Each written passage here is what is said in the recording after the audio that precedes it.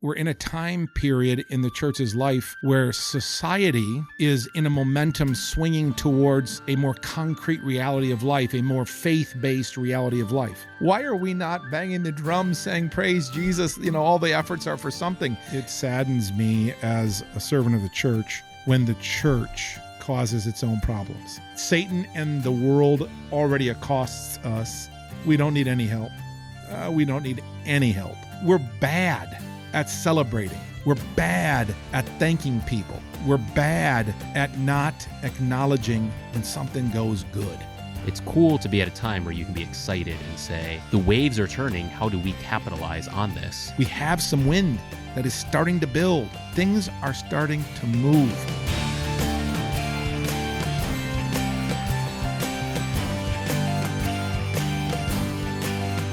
All right, Bennett says we are back. And guess what, ladies and gentlemen? We are back with the former Bishop Jamison Hardy, the current CUW president, Jamison Hardy. CUS. CUS. I failed at CUW. Oh, that's right, CUS, Concordia University System. And most importantly, the emeritus WWE star, Jamison Hardy. Never the star, just a participant. What was... First question, did you have like a line like that you would yell out? No. My name was the All-American, and I was just simply, a good guy. They call him a baby face. And I would come in and save the headliner, who is Joe Takashino, from getting pounded by the bad guys. Okay. So I was in the Battle Royale. And it was a good time in my life. I spent, I got paid $500 to do this. And back then in 1996, when I was a senior in college, it was a ton of cash. Mm-hmm. But I had to give up my fourth year of eligibility. So I got 1 year left. And so these NIL deals, I might put my name back in the hat. Yeah. See if I can get 1 year from the University of Iowa or something and get that big money. Take a sabbatical from this job. No, I'm just teasing. I barely can walk today because my back hurts. I can't get on the wrestling mat. So you didn't have like a line or anything? No, I didn't do too much talking. Mm-hmm. No, it was all physicality with me. Now you do all the talking to make up for it. Yeah, no doubt about it. So it was a great time in life. It was one of those things I could say that I did, and it was great when I was a vicar. I could tell kids that I did professional wrestling, and they'd say, "Vicar, show me how to do a chair shot so I don't get hurt." And parents wouldn't like it, but I'd show them how to take the chair. There's an art form to that? Yeah, you roll your shoulders forward so there's no bones sticking out. Your bones. Like when you get hit. Yeah, so when they hit you, you roll your shoulders forward so the blow, it disperses over without hitting bone. Okay. So there is a proper way to take it. Does it still hurt? It still hurts.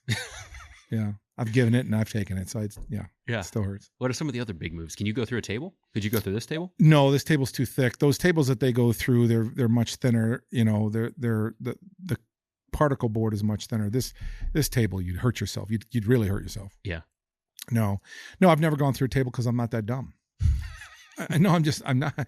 I threw guys over. The guy I threw over, I bench pressed him, just tossed him into the crowd. And I had to climb down and save him because my roommate, Joe Ta, was down there with all these Japanese guys. And they were beating him. They were like really trying to kill him.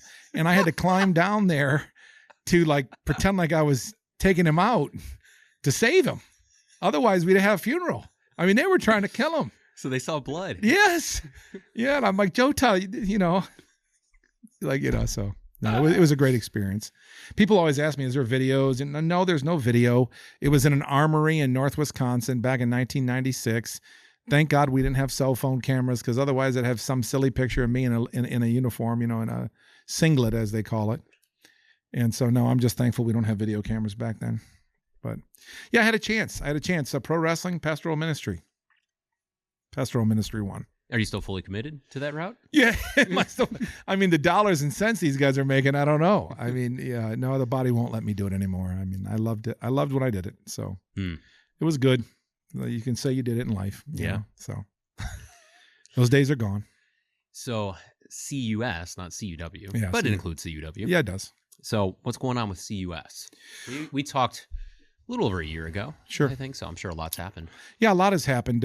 We've hired Doug Spatel. He's about 18 months on the job for being my vice president. Paul Philp has moved to QNet, Commission Colloquy. We've completed our first full 3-year cycle of 704B, which was approved in 2023, changing CUS and its responsibilities to a visitation ecclesiastical role away from the operational and kind of day-to-day planning role that Dr. Wenthe and CUS had back then. We do annually one informal visit each year for 2 years, and in year 3, we do a formal visitation. That formal visitation concluded last year in November with CUW. All 5 of the institutions received affirm with no concerns. That's not to say there's not issues, okay? I think some people who are very critical love to say, well, you guys affirmed them with no concerns. But we use the Lutheran Identity and Mission Outcome Standards, LEMOs, as our guide for measuring Lutheran identity. And this summer at the convention, there's resolutions about Lutheran identity. And look, what is Lutheran identity? Lutheran identity is clarity on positions of salvation with Jesus' death and resurrection. Lutheran identity is clarity on our positions on the sacraments, Lord's Supper and baptism. Lutheran identity is clear on us professing Christ to the world, loving our neighbor, loving God. I mean, these very 6 chief parts, kind of basic tenets.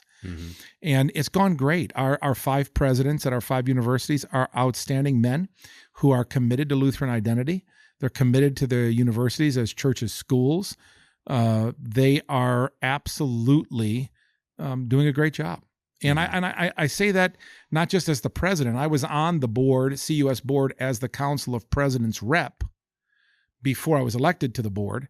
And so I didn't just start doing this. I've watched this progression, and it's been exciting. We just finished this week, the week of April 15th. We just finished the informal visit to Concordia St. Paul, doing outstanding.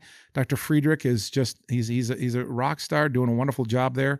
They got just under 100 churchwork students in the system. Our churchwork numbers are up. Things are going well. The Lord is blessing. I mean, I think, there's a lot of controversies about higher ed in general. Some private colleges are closing across the country. It's not to say that we don't have issues or financial concerns, but at the end of the conversation, we're in a very strong place. And with 5 good presidents, 5 good boards of regents, the Lord is good. The Lord is good. So what would you say if I were to take, let's just take a random, like 2006, something like that. If you were to take Concordias in 2006, 2016, and today, what would be the differences if I was plugged in and knew the inner workings of the whole university system? Yeah. What's that difference? Well, if you don't mind, let me use 2019 as a date, because it's really a good year to use. In 2019, we still had the full gamut of 10 schools. And at that time, we had 742 church workers in the whole system, across 10 universities. So that's people in church work program. That's pre-sem, DCE, DCO, DCM, any church work program. 742. In this academic year that we just, back to 2025, we had 746 with 5 institutions. So 4 more. We had 4 more students with only 5 institutions in 2025 enrollment than they did in 2019 with 10 institutions. So you ask the question, like, what does this mean? It means the 5 institutions are doing a far better job with church work recruitment and with the programs than was being done in 2019. And when I say that, I'm not being critical of the universities in 2019. I'm simply highlighting that right now, with only 5 universities, the numbers are better than they were in 2019 with 10 universities. And that's an important point, because the demographic cliff is fully among us. It's fully in our sphere. We have less students available, more competition for higher education. Costs are higher. I mean, I could go on and on with some of the problems, but the fact is, the presidents, the boards of regents, the universities, the admission staff, they're doing great. I mean, they're doing great in the environment that they're in. And that's a testament to things like Set Apart to Serve. That's a testament to the Lutheran Church Missouri Synod as a whole, endorsing, supporting, and wanting to emphasize church work. church work preparation, the idea of pastoral ministry and pre-seminary, like really pushing this synodically wide. And I think we're in a time period in the church's life where society is in a momentum swinging towards a more concrete reality of life, a more faith-based reality of life. If you look at statistics, the Roman Catholics declaring great growth in 18 to 25-year-olds across the world in Roman Catholicism.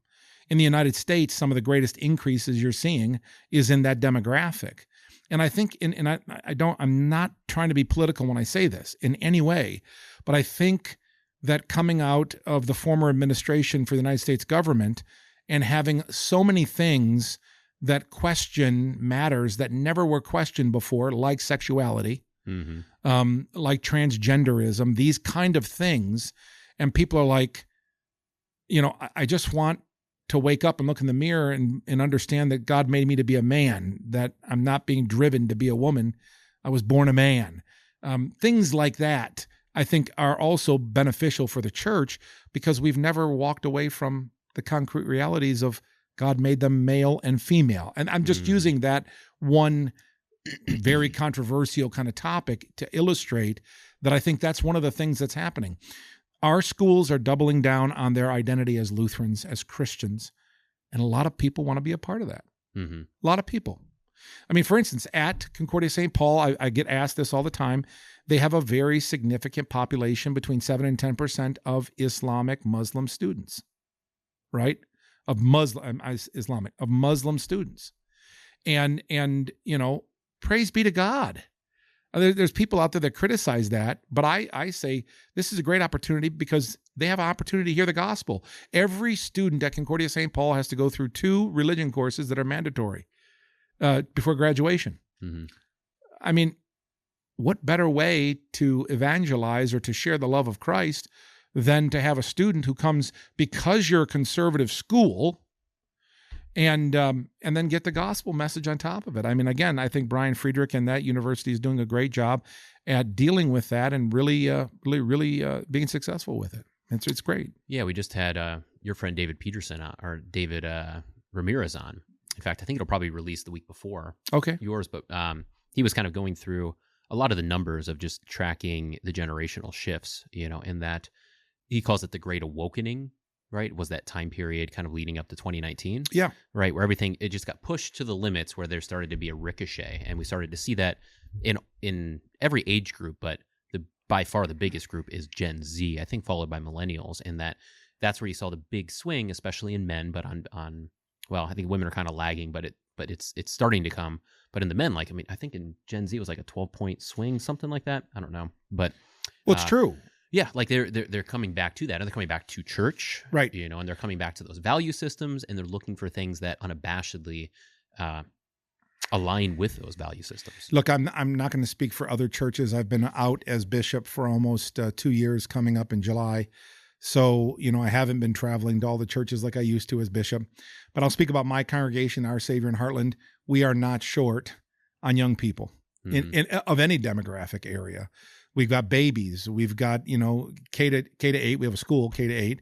But we have teenagers and we have young 20s, and we're not shrinking in any way whatsoever.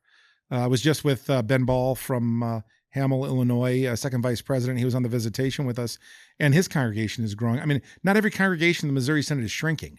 Right. And I think this is the fallacy with some who are criticizing the Matt Harrison and the administration of the Lutheran Church Missouri Synod because of the decline of our numbers. I don't see that as a fault of the administration of the Lutheran Church Missouri Synod. I see that as a fault of society, and now we're seeing that reverse itself societally, where people are starting to say, we want to be a part of the church. The church has not changed in such a way as to drive people away. Society has questioned basic tenets of reality that the church has never questioned, and those people who question those things don't want to be told they're wrong, and so they stop coming to church. Mm-hmm. So, I mean, I think there's a combination of a number of things that cause that reality, but I think we're in a season of potential growth, and I'm optimistic. I get really frustrated when I hear people moan and groan about the decline of the Missouri Synod in terms of numbers. When I was bishop, I can tell you I had congregations in my district that hadn't put realistic numbers for enrollments of worship and baptized and communicate members in 2 decades. So when they do it, and there's this dramatic fall of reporting numbers, it's long ago that decline happened, and it's only recently that it's getting rightly reported. And I can tell you, being on the Council of Presidents, Dr. Sias would come in and he would encourage us DPs to get 100% of our congregations to report their statistics. And there's only a few districts that had the ability to get 100%. I mean, there's a couple out there that did it. And even mine, my admin, Kathy Stannis, the best in the business, she was never able to get 100%. We got a pretty good percentage. So when a church does report their losses, it looks overly dramatic because it's happening in a shorter amount of time, but that loss has been for a decade or more. Okay, that's interesting. And even my own parish in Pittsburgh, you don't want to report losses. I mean, I reported our accurate numbers, but you're always kind of like maybe lagging a year, just trying to not take the hit of losing 5 people. I mean, it's a psychological thing as well. But right now we're in a season of growth. I really believe it. We're a season of growth into Concordias. The enrollment for the fall across our 5 universities, as I talked to the presidents, is up. Does that mean it's going to be 20%? No, but I'd rather take 2 than nothing. I mean, increase by 2 than nothing. And so I'm excited about it. I think we have a lot of opportunity. What's if let's use those numbers of, I said 2006, let's say 2009, 2019, and today, what would be the culture on campus? Would there be shifts in the culture on campus? And maybe it's easier just to use we could maybe use the 5 that are still here, or you could take the whole, however you want to go about that. Yeah, well, here's what I'll say about the 5 we have. I don't have the ability to speak the culture on campus, that far long ago. I mean, I wasn't a district president in 2009. I got elected in 2015, so I can speak about what I know from 2015 because I was on the Board of Regents at CUW, CUAA as a single university, so I had exposure. But let's just be clear. Concordia, Nebraska has for a long time been the teacher school, right? It is a church work school. Currently, they have over 300 church work students of the 746. And Mequon has over 200 of that 746. So the 2 of them together are like 60+%. And then the other 3 are roughly 100 each. So Nebraska is doing what Nebraska, I think, has done for a long time. Mequon was under Dr. Ferry and during those teen years, 2012, 13, 14, 15, 16, 17, 18, 19, 20, Concordia, Wisconsin was the juggernaut university in the system, size-wise, operationally, just in general. They were the strongest university of the 10. Chicago under Dr. Dawn has been outstanding. They have some pressure. I think they have some historic financial pressure, but I think ultimately he's doing a great job. Enrollment is pretty solid. They announced a max out-of-pocket $5,000 church work guarantee for his university. And again, he's got a great team. He's doing a wonderful job. The culture, the worship at the chapel there is great. And then you go up to St. Paul, where we were just at.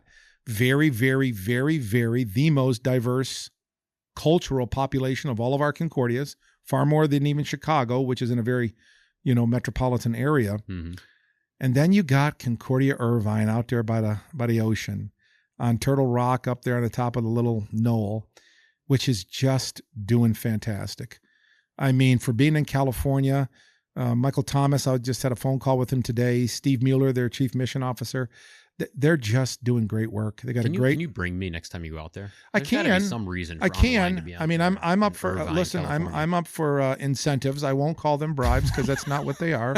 But I am up for incentives. Listen, I do establish the visitation teams, and we do have a spot for what we call stakeholders. I mean, it's certainly there. We won't be back to Irvine until February. We just did it in January. Well, that's the time I want to go to Irvine. That's why we go there. And no, but Michael Thomas is just he's got a partnership with a consortium there that they're the preferred educators there in Orange County. They just really are doing a wonderful job. And we have 5 great presidents doing great stuff. And I'm sure your listeners and some in the the listening land, just a quick update on Concordia Ann Arbor, what I can tell you, what I know.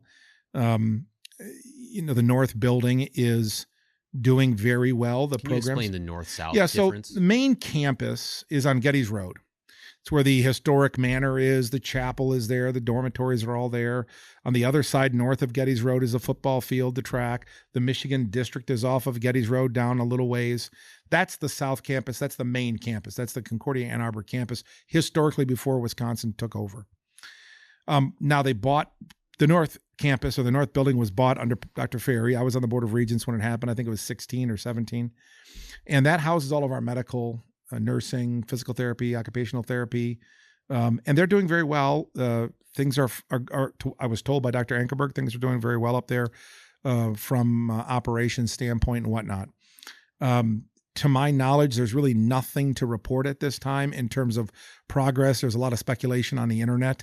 CUW, Regents and Dr. Ankerberg, I think they have some decisions to make here in the near future.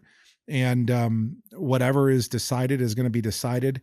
And I would urge everybody to understand, whether you like it or not, our universities are governed operationally by their boards of regents. My role is to make sure that the university maintains its church work programs and its Lutheran identity. If that's in question, then I do have some ecclesiastical visitation responsibilities, but that is not the question at CUW right now. They're doing wonderful with their Lutheran identity on campus, and so Tony Sikora is the chaplain in Ann Arbor at the North Building. They have a small chapel there where they have chapel weekly. So I mean, I would say, as much as it's frustrating to a lot of people and a lot of friends of mine in Michigan, right now what I would say is, they're coming to the close of academic year in May. Graduation is, I believe, the 1st of May. I'll be at the graduation in Ann Arbor on the 1st of May. And so, I mean, we're looking forward to another year there and see where the Lord blesses. But I think in the big picture, we are in a good place in CUS right now. A lot of great activities going on. We got people supporting us financially at CUS. May 1st, we'll launch our CUS church work scholarship again. That's $5,000 cash in the accounts of church work students at our 5 universities, up to 100 students, 20 at each university. That application goes live at noon on May 1st. And so, on May 1st, it goes live. So, we're blessed to have the money to be able to do that. This is the 2nd year we've done it. And at the same time, we maintain last year over $100,000 of institutional support, money that we give to the institution for church work preparation. So, I mean, slowly but surely, we're putting ourselves in a position where we're going to get back to what you're talking about when some could say, the system was just roaring. But I would argue that if you look at the numbers, the actual church work student numbers, we're in a strong spot today. As I said, more than we had in 2019. Mm-hmm. If that's what our Concordias are there for, not only, I get a lot of pushback when I say this, they're not only there to prepare church workers, but to engage vocations in the world, absolutely other vocations besides church work, but their center of the plate is church work preparation. That's why the Synod asked to start these places, right? And so I'm happy, I'm thrilled, and the Lord is doing good stuff through it. So I'm interested to hear what are some of the challenges, and so for instance, I'm wondering if this is a challenge, or there might be other ones. But one thing I followed is Peterson Academy, or Jordan Peterson. Oh, I know Jordan Peterson. Yeah, so he put on the Peterson Academy, and so his whole notion as he talks about this is he goes, hey, I've taught at, he was at University of Toronto, but he's got a lot of friends at Ivy League schools and stuff, and I think if you go to Harvard, it's something like 40% of your classes are online at Harvard, right? So you've got tenured professors, they might be in their 60s, and they're running a class on PowerPoint and a camcorder recording, sure, right? So he's looking at that and saying, okay, you're paying Harvard dollars, you're getting a professor, but the production quality and they just don't know how to do online, right? This tenured professor is not doing that. So the whole Peterson Academy was, listen, we've got a network of Ivy League professors. They'll teach you, but they'll teach you in such a way where we're going to do kind of like what we're doing with Lit, but on another scale, because their Lit is just for, like we were talking about earlier, there's no accreditation. We're not offering credit. This is just for lay education, sure, right? To take a topic and kind of boil it down and say, hey, you've got about 3.5, 4 hours here of content to kind of wet your whistle and get you understanding whatever that topic is. They're obviously taking it, doing, sure, synchronous, asynchronous, and moving it. And the amount of people that enrolled in the Peterson Academy, which is, I think it's either accredited or moving towards accreditation, was pretty massive. So point being, in the broader spectrum, I mean, you referenced this earlier, there are shifts in higher education that are going on, and it's affecting. There's a lot of small colleges that are closing and different things like that. I'm just wondering, how do the Concordia system, how do we navigate that, and are there other kind of challenges that you have to navigate and the presidents have to navigate? Yeah, well, let me start first with finances, and this is a higher education problem. This is not a Concordia problem. Right. It is a Concordia problem because it's a higher education problem. So I want to make it clear. Mm-hmm. Finances are a problem because inflation, cost, salaries, I mean, everything costs more money. And one of the biggest arguments in society today in the United States with higher education is it's gotten so expensive. Is it worth it? Is it worth it to do it? I would say the reduced cost for online education is the response by many institutions to make it more affordable and to still get the degree. Mm-hmm. I don't think that it's the best solution. It's the best financial solution to appease the debate on cost. I'll just speak about CSP, and all of our universities have some component of online. So I'm not excluding any of the other universities, but Concordia University St. Paul has its residential campus, mm-hmm. which is actually, that university is actually a commuter campus. They have probably way more students that come to campus, get their education, and then go back home at night. But then they have CSP Global. And the CSP Global is this kind of online, and they have a residential campus in Denver and a residential campus in Portland. They took the Portland Nursing School, and then they have a nursing school in Denver. And so this is what's going on in our Concordias, meaning they're diversifying their portfolio. We are talking about, in very early stages, we won't go anywhere with this without the presidents of our universities and without the district presidents, but we are talking about small clusters of church work, regional church work clustered campuses in desert oases. Like, we have nothing basically east of the Mississippi from Michigan, like, from the Great Lakes, I'll say, from the Great Lakes east, we have nothing north to south, all the way over to the ocean. And so there's some desert oases of some districts that have a potentially 10, 15, 20 students who might do church work preparation, just church work preparation. And we have some plans. Now, I don't know if it'll go anywhere. We're in very, very, very early stages. We made some visitations. The presidents are a little bit skeptical because it's, there's money involved, and it's in an area that they don't have the residential, overlap of supportive services. But we are looking at options and opportunities and growth. But residential campus life is still, it still is the best way to go. And with church work guarantees at MSP here, at 5,000 at Chicago, and the other three universities have a pretty similar out-of-pocket structure. There's not a guarantee. Mm-hmm. There's a pretty similar cost for the other three universities. Finances should not be the obstacle for church work. Should not be the obstacle. But these wins of higher ed they're hard to hit. I have a doctorate that I achieved online, and I've had some out there, I won't mention any names, but I've had some people criticize me that I have a doctorate online and I'm not supportive of online education. It's not true. I'm supportive of online education. I'm not supportive for online education for church work professions. Yeah. And for pre-seminary and for seminary. I'm not. Are there components of that we should do? I believe there is components, but I'm not. That's not the standard. That should not be the standard. Dr. Bruss from Fort Wayne Seminary, I got into a conversation, and I kind of, poked at him, and I said, the gold standard. He liked to talk about the gold standard. For me, the gold standard is not just a residential seminary education. It starts with a residential Concordia University System education, and then a residential seminary education at St. Louis or Fort Wayne. So, and he's embraced that because he understands.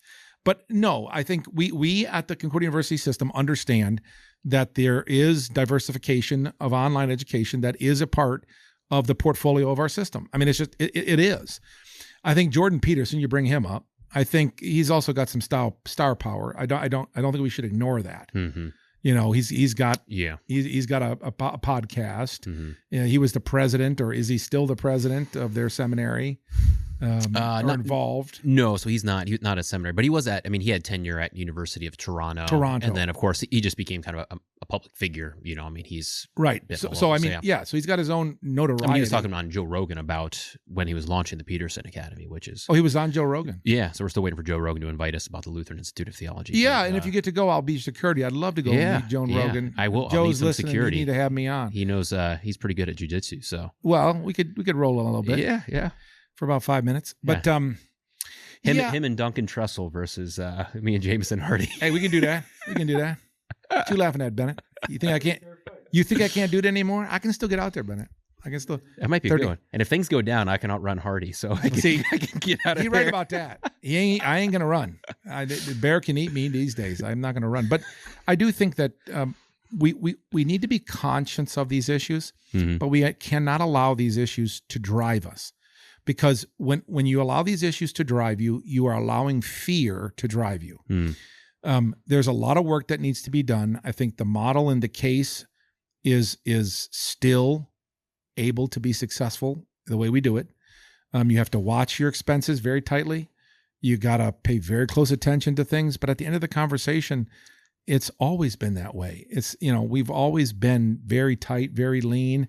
And all of our universities, all 5 of our universities, they do a very good job at trying to be lean. I mean, I'm proud of them. I'm very proud of them. And I think, if you go online just for a financial reason, I think you're making a bad choice. I went online not for a financial reason for my doctorate, but it was convenient because I could do it on my schedule while I was a full-time pastor. And the school that I went to at that time was number 7 online school for business education with Harvard and Yale and other schools. So it's not like my education was compromised. And I think doctoral work is a lot different than bachelor's undergraduate. Can you explain that? Because I think that's an important distinction. And maybe you can even add, go ahead and just explain the difference between those as far as online is concerned. Well, so full disclosure, I teach currently in the DBA program at CUW. I teach business ethics and portfolio management. Those 2 topics are discussionary topics at the doctoral level. The student has to post an initial post, generally about 200 to 400 words of an initial post. And then they have to respond to 2 of their classmates and be critical or supportive of their classmates' post. And there's this ongoing dialogue that you would have in a classroom in the very same way, but it's written in a chat board. I actually worked harder academically on my doctorate online than I did in my residential work at Fort Wayne. I had to work harder. My gift is my mouth. I mean, I can talk. And that's a gift. I'm not as good at writing as I am at talking. My senior pastor, Chris Toma, is gifted at writing. And he's also a pretty good talker too. I mean, I can hang with him, but I mean, but the fact is he's gifted at writing. He's written 30 books. He's in the middle right now of writing a second book. His first novel just got picked up as a movie. So, I mean, he's very, very gifted at this. His book is Ashes to Ashes. So if Chris is listening, I mentioned his book. He owes me money. But, that's the thing, right? I mean, there's a place for this stuff. And I think we get too bound up with either or kind of conversations. Online education has a place for certain people and certain reason. I don't think it has a place for church work preparation in undergrad or for seminary. Well, let me qualify that. There are places for it, but I don't think it can be solely online. Can we have components of it online? Certainly. But I think this idea of just saying we're going to go fully online, we got to be like everybody else. You look at some of the statistics, some of these seminaries that have gone 100% online no longer exist. I mean, that's a reality.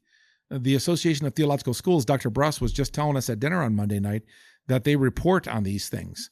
And some of these institutions that have gotten rid of 100% of their on their residential students, they're struggling. And I think there's a component, especially for church work. Now, remember, we're talking about church work. There's a component of church work. Pastors, teachers, DCEs, we deal with physical people. Our grade schools, our churches are not online. Not to say they don't have components online. They're not online. And so you got to look at people. You got to be able to deal with people. So there is a component to it. And I certainly support the component of online education where it's appropriate and where it's usable, but not for church work preparation. As much as we can stay away from it, I would encourage that we do. Mm-hmm. But again, I don't think we're sinful if they do a class online. No, that's not my position. Right. So I'm sure you've, did you watch it all? Like was it the ACELC conference? I think that's where they talked specifically about this, and they had some reps from both sides of the conversation. Yeah, I didn't. But this year I didn't. I actually preached at that conference 2 years ago or 3 years ago, but I didn't get a chance to see this year's. Are you going this year?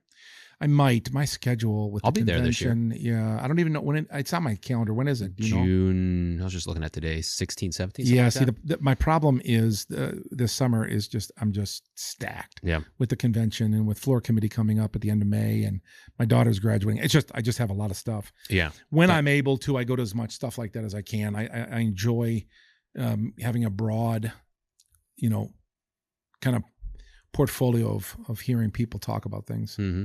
And now that I'm president of the system, I do have a responsibility to engage in that stuff. Yeah. So what's kind of your opinion? I mean, either way, you understand, there's the debate, there's the discussion, I'm sure you probably understand both sides. I do. So what's your take on, particularly, I mean, mostly around seminary education, right? The training of pastors. What's your view? Yeah, I got to be a little bit careful here because I think, no matter what I say, there's going to be people who will be critical, and that's okay. I mean, people are critical of me anyways. It will be used against you. Yeah, I'm used to it. I'm used to it. But here's my personal take. Not president of the CUS, mm-hmm. not bishop of the English district, just Jamison Hardy. 25 years this year I've served God in the church. I believe that the residential component of seminary education is invaluable. I believe it's invaluable. And I think it's invaluable on 100 different levels. But the most important level is the interaction that you get with your professors and your fellow brothers. Most theological arguments that I had in my seminary years happened at mealtime in the cafeteria. Mm-hmm. Mm-hmm. Most debates happened in the cafeteria with my brothers who are now in the ministry, professors that I would meet or talk about, classes that I would do. And the argument is, can you do that online? And the answer is you can, but it's just not the same. I think in a perfect world, we have to find a way to have some component of online education to maybe supplement. Let's put it that way. And the purists that will say, nope, there's nothing, everything has to be online. I'm not there because I think because I have a doctorate and a master's that I got online, I do think there is some things that can be done online to minimize certain things. I think the structure of having to move to seminary 2 years, having to move to vicarage, having to move back, and then having to move to a call. I understand guys with families. I didn't have a family at the time. I didn't have a wife or a child until I was a fourth-year student. I get that. I understand the stress. I get it. I just had a conversation with Dr. Bruss on Monday this week. We don't have a incentive for pre-sem students at our seminaries right now. What incentive does a man have to come to a Concordia University and then go to a seminary? What incentive?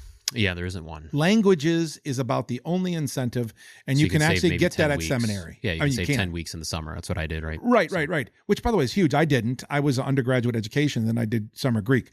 That's what I did. I mean, I was business and undergrad at so you understand. Ball State Same University, thing. but yeah. Same thing. But I caught up in 10 weeks. I did too. As far as the trajectory of what courses we had to take. I did too. And so I talked to Dr. Bruss. I said, we've got to figure out, how do we incentivize men at the seminary? I mean, at the CUS schools.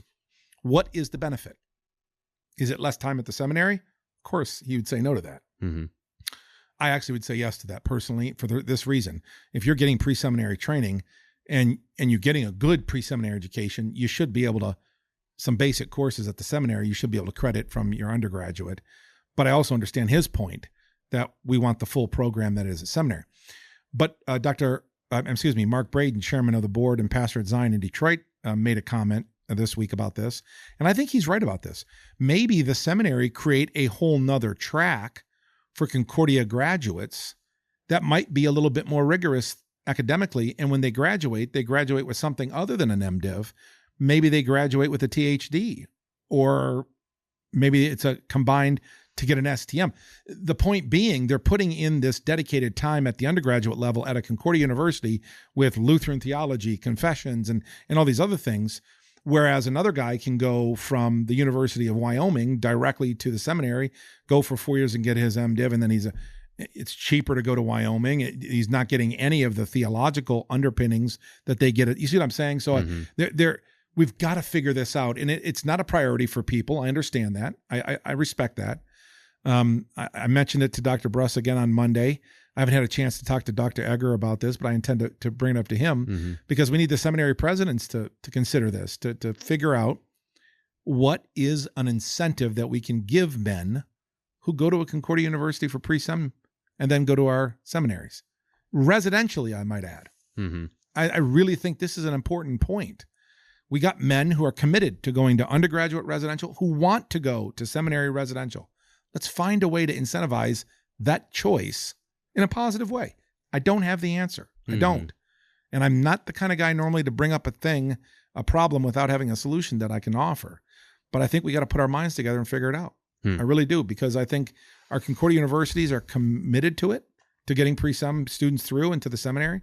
Our seminary is committed to getting men through the seminary and out into the church. Let's figure this out. Let's figure out how we can say to a young man who goes to a Concordia University, which is the gold standard, as I would say it, this is why it's good for you to go to Concordia University. There's a benefit when you go to the seminary. Right now, there is no benefit other than you got a good education, which is good, by the way. It's great. Yeah, I'm trying to think about that. I mean, obviously, I don't have any answers either. The one thing I did enjoy, I don't know if this goes contra what you're talking about per se, but I think if I think of like our class, I can think of one individual who was on like an MA track on more of a, I don't know, philosophy, something like that. So he was certainly not Concordia. He was University of Wyoming, so he was on that kind of track. I had my buddies that came from the Concordia system, and then a couple of us that came from outside, so that does create a great dialogue in that there are things that there's things from people from different backgrounds, me coming from like a business background, someone coming from like a more I think it's great standard mainstream academia, right? Someone coming from a Concordia, from a pre-sem. Those kind of dialogues are good because there's a little bit of a different perspective on strength. So at least keeping them together, I don't think that goes contrary to what you're talking about. I'm not saying separate them. Not saying separate them. But what I'm saying is there's got to be something, even if it's financial. I mean, maybe it's financial. Because if a Concordia education is focusing on prepping a man to be a pastor and then he goes to the seminary, there's work being done there that these other guys aren't getting. And I'm all for the different types of men that go to the seminary, whether it's a private college, public college, Concordias, high academic. I'm all for that. And I think it makes a good class. I'm not advocating separating them. I'm not advocating giving them different education. But I am advocating that we've got to figure out what is an incentive to tell a young man, if you go to one of our Concordias, there's a benefit to it. Why else go to one of the Concordias other than to desire to have an education that is specifically tracked for this, which is great. If that's, I went to get an education degree at Mequon to wrestle, and then I went to Fort Wayne Seminary. I mean, it's just the way it went. It wasn't a grand plan on mine. I didn't really, there wasn't any incentive that said, well, if you do this, it's the best way to do it. No, my junior year, I got tired of staying up all night and doing youth ministry and driving the van with all the people sleeping because we stayed up all night. I just got sick of youth ministry. And I said, I'm going to be a pastor then. And the Lord kind of just touched my heart. And I finished my education degree, didn't do student teaching because I went to seminary.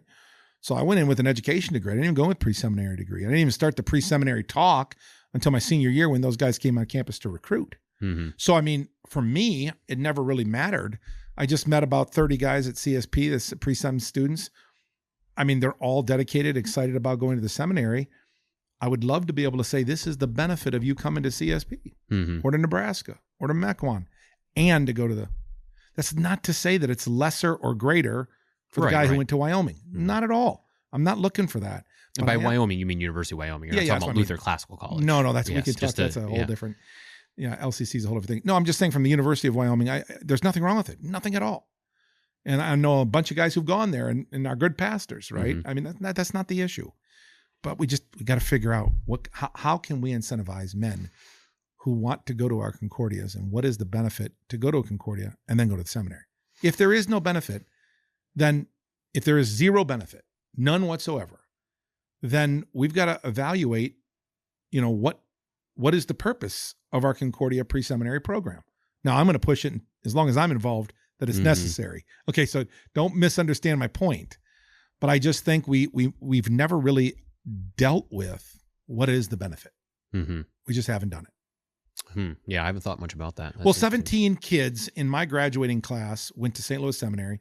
3 of us went to Fort Wayne. We had 20 graduating men from Concordia, Wisconsin, 1996, that went to the seminaries. 20. That's a big number of students from one year going into the seminary. My class at seminary was 46. I don't know how many of my class, I don't think any more of my class came from a Concordia because they were all second career in my year. I was one of the only few traditional students. So it's not like they had other kids from or from St. Paul or, wherever else. And so you figure 46 students and 3 of them are traditional undergrads from a Concordia. I mean, this is kind of adjacent, but I did not go through pre-sem. I don't know what's talked about there. I know what's done at the Fort Wayne Sem as of 2018. Right. So, but the one thing that kind of struck me, especially coming from a business background, I'm technically second career. I wasn't removed long from undergrad, but I did run a company when I was in undergrad. But what I saw probably the biggest struggle for comrades of mine that went out to a church, right, was, well, I'll use kind of a comparison. I've got my friends from undergrad that went off they were accountants in finance, marketing, all of that. This is what most lay people go through, right? They graduate from undergrad, they go into a position, and they've got like 3 or 4 supervisors above them. If they're working for like one of the big 5 accounting, obviously it's a massive. So they enter in at a certain level with support above, maybe support below, and they kind of work within that. And if they're proficient for 3-4 years, they take on incrementally more responsibility, right? Sure. To whereas, so if you go, if you're going straight from undergrad, doesn't even have to be pre-sem, but anything. If you go from that to seminary, you have your vicarage, you've got your field work, whatever that is. It varies per person. Then you go into a church setting. If you're going to a standard church, let's say it's an average of like 80 people or something, you've got 225 members, something like that. I'm not calling a church a business, but if you were to think about that, like there's a lot of people that you have responsibility for. You're on certain boards, depending on what church, you're going to have different roles within those boards, different expectations.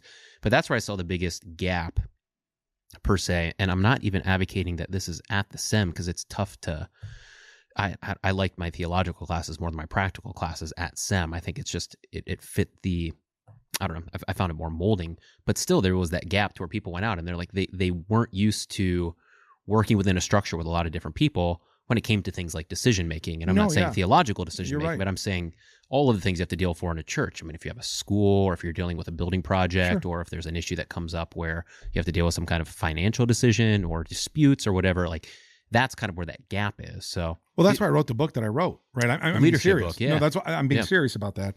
It's the reason why I wrote the book on Which you just did a course, by the way, for Lit. Did. So that'll come out here probably for Lit on leadership. But yeah, that's why I wrote the book. Standing approval, by the way, or a standing applause when you finish that Lit course. Oh, well, thank you. Yeah. I really, that is why I wrote the book, because not that I knew everything. 25 years of experience helped me, but I had good people that taught me things when I got out of the seminary.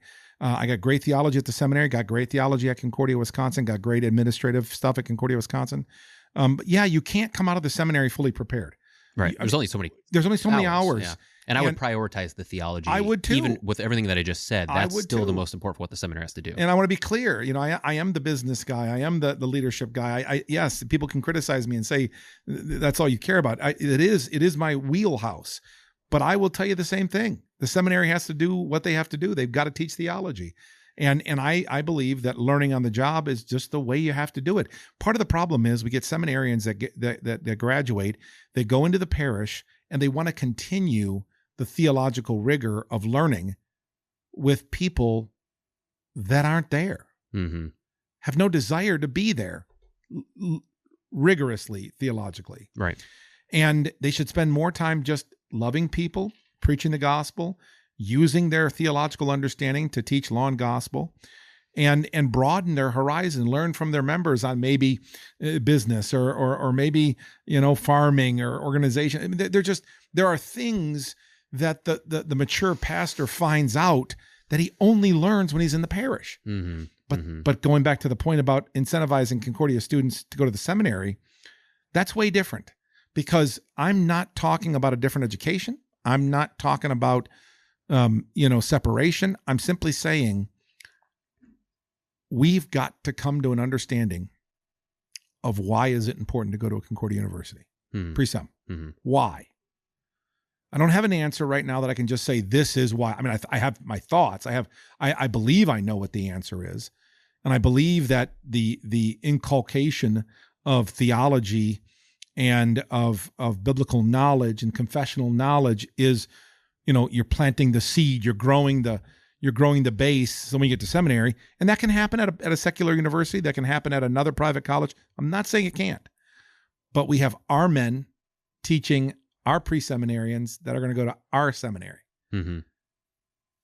You're not going to get those guys teaching at a public university. You're not going to get a Josh Homan from CSP teaching at a public university, men who are going to be pastors in the Lutheran Church Missouri Synod from a Lutheran Church Missouri Synod pastor. You see, that's my only point. Yeah. That's my only point. And I don't say any of this to be controversial, even though somebody will watch this and they'll become ultra offended because I've said it. It's simply just the president of the CUS wants to be able to tell young men what is the benefit of coming to one of our colleges. Yeah.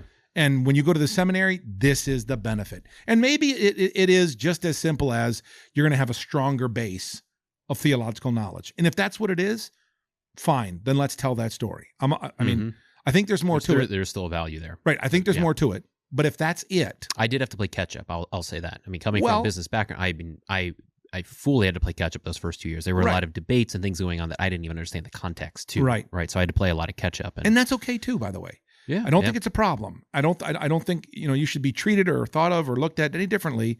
And I'm not a CUS snob. I do not think that the only way to ministry is a CUS school and a seminary.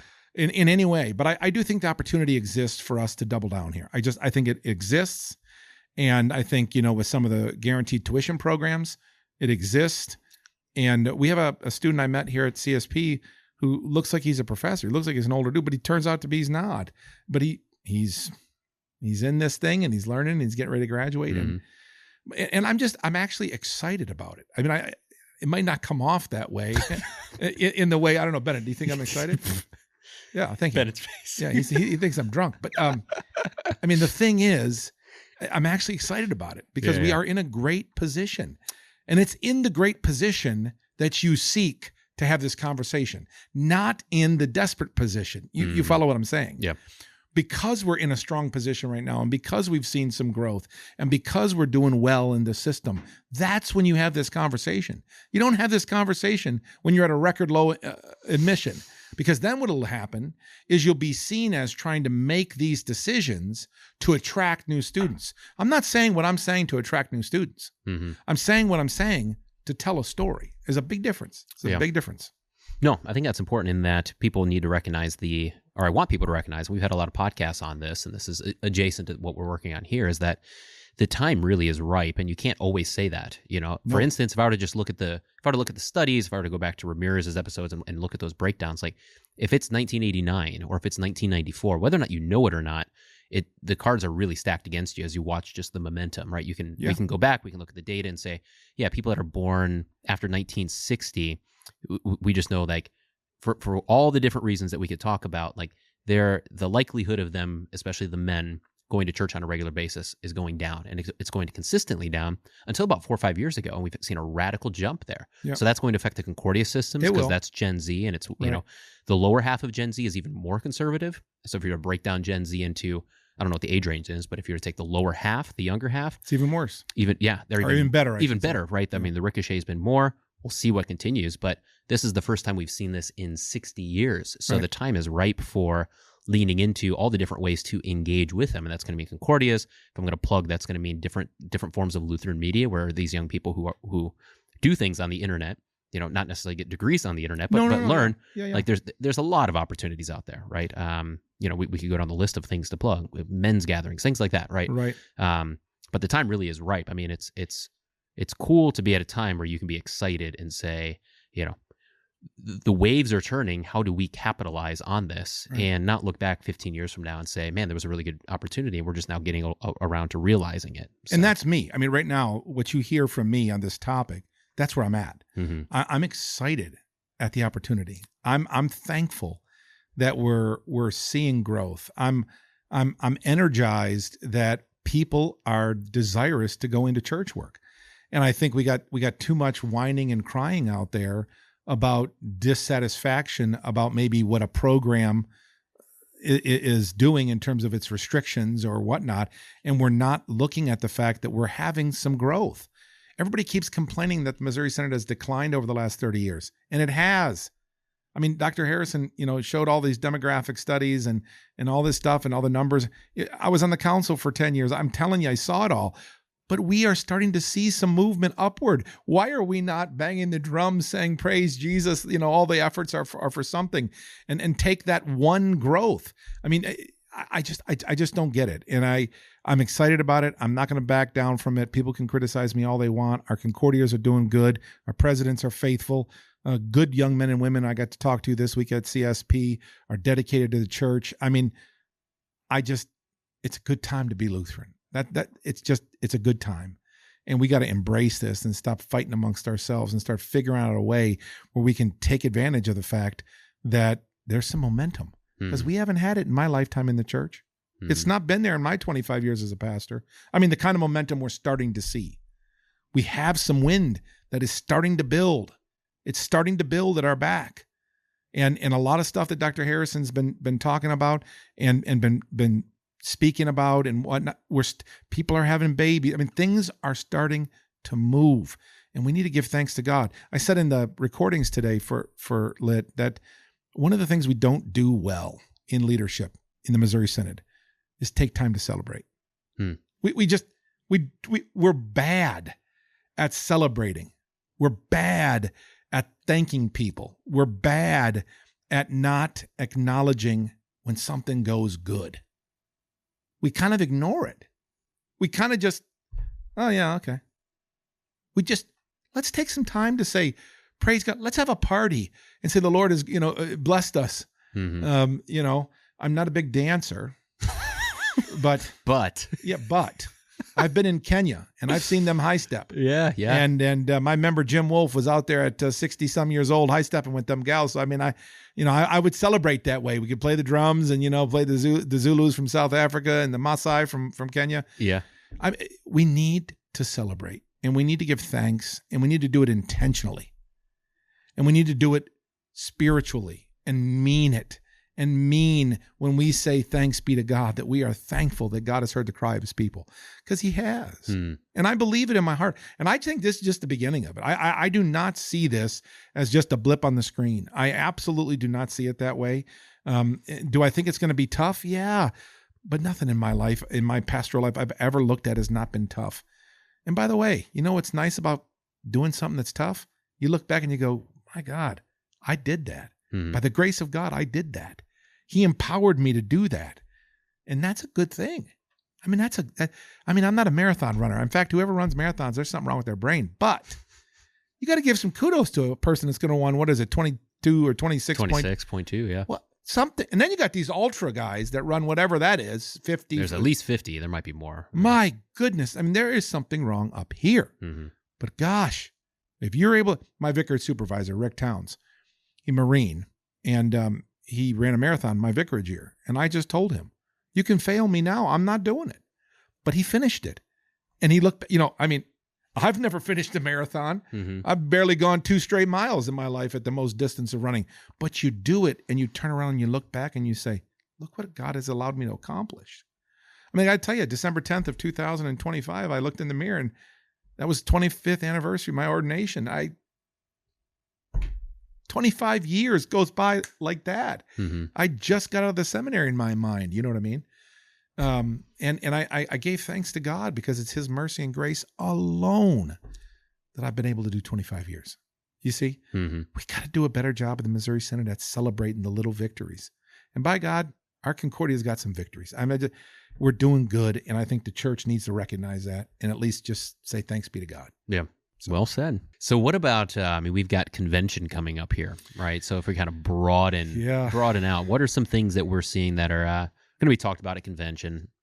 Obviously there's the presidential election, but that's probably sure. I mean, that's every time, elections are a big deal. I mean, as you probably know, I'm up for Great Lakes regional vice president. I made the top 5 for that. Lord be, whatever his will is. I say the same thing all the time myself, and I'm sure a lot of guys do the same, that, the Isaiah passage very clearly says, whom shall I send and whom will go forth? And I answer it the same. Here am I, Lord, send me. I mean, I've always been ready to serve the Lord. And I think if you ask President Harrison, he's going to say the same thing. And, when I was elected bishop, it was the same thing. I did not go into that election with the idea that I'm going to be elected or that I should be elected.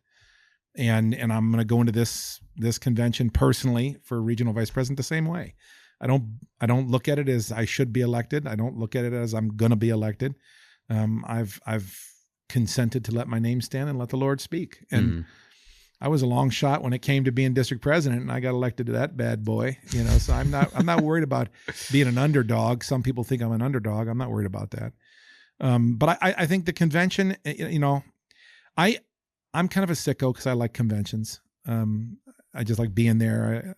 We'll be there, but we'll be back at our booth, so we're gonna have. I like the parliamentarian. I was parliamentarian for 6 of the LCMS district conventions. Yeah, I like the parliamentary process, so that part excites me. I'll call you. You can put it on speaker, and that way I can just listen. You can do that if you like. I can hear what you're saying. I was elected by the English district to represent the English district at the nominations committee for Synod convention. Yeah. Excuse me, and I got elected chair of the nominations committee. So we spent 3 days there in St. Louis putting together the ballot of all of the electorates, not president and vice president, but everything else. So elections are a big thing, obviously. Some hot topics. I think you're going to see pastoral formation is going to be up there high. We've spent some time today talking about pastoral formation, S&P regulations or rules. I'm sure that's going to be another one. The Synod's board of directors has made some proposed changes to a number of things structurally to the Synod. I'm sure that's going to garner some conversation. The CUS is going to be in the forefront on a couple topics. Prior approval of theology faculty is got a number of resolutions, and I tell everybody the same thing. When I took office, one of the first things I did is I kind of revamped the prior approval process. I run the prior approval process. I don't vote for faculty, but I facilitate it. I get Dr. Harrison, Mark Braden, and Brady Finneran. Those are the 3 voters. I get them together for a meeting. I get them the information. I talk to them about it. They vote. I give the university the decision. You can go on cus.edu. Again, that's cus.edu. And under the resources tab, you can download the entire protocol for prior approval. I think what we see right now with all these resolutions on prior approval for Synod convention is a lot of people who are frustrated that they're in good standing as a member of the Missouri Synod and they weren't approved to be a faculty member at a college or a seminary. There are a variety of reasons why a man doesn't get approved. I could probably give you 30 reasons, but at the end of the conversation, it's not going to be satisfactory. No matter if it's bryan.stecker and you're denied prior approval, nothing that you're told is going to be satisfactory. Right? I'd be pretty content pretty quickly, I think. I don't have a doctorate's degree, so. Okay, you might be content, but most guys who are up for that don't get it, nothing is going to satisfy them. They believe they should be a faculty member. But I'll lean on your business experience. If you're up for, let us say, a CEO's position, right, and you interview for it and you don't get it, do you ever get told why you don't get it? Almost I never. would think not. Almost never. Yeah, I would think not. And let's be clear. You are up against other people, men or women, who have the same, similar, or better credentials than you do. Mm-hmm. They're not going to interview somebody that doesn't have credentials, right? I mean, that's the process. Well, if I were to even think, if I were to think if I had 10 people before me, and let's use doctor, I mean, like you said, there's 30 things or whatever, like, all these different credentials, it could be teaching experience, years, et cetera.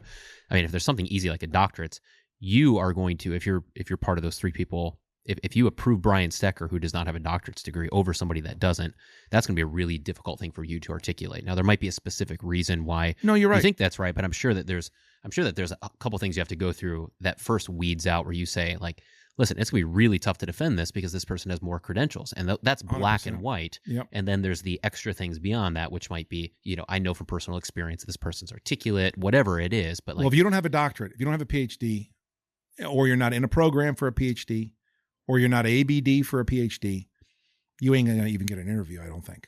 Okay, I mean, so let's be clear. That makes sense, yeah.